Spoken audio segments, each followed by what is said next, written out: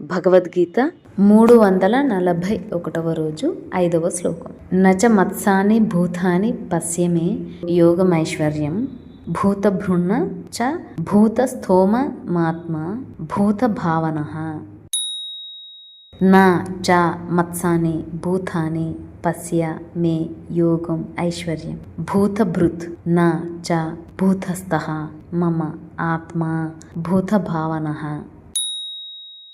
భూతాని ప్రాణులన్నీయు నచమత్సాని నాయందు లేవు మే నా యొక్క ఐశ్వర్యం ఈశ్వర సంబంధమైన యోగం చ యోగమును పశ్య చూడుము మమ నా యొక్క ఆత్మ భూతభృత్ భూతములను భరించునట్టే భూత భావన భూతములను రక్షించునది భూతస్థ నచ భూతముల ఎందుండునది కాదు.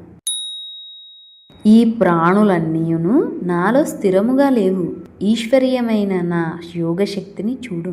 ఈ భూతములన్నింటినీ సృష్టించినదియు పోషించినదియు నేనే అయినను యథార్థముగా నా ఆత్మ భూతముల యందు ఉండునది కాదు. And that all created beings do not dwell in me. Behold my divine mystery and power. Although I am the creator and sustainer of all beings, my cosmic self is not contained within them.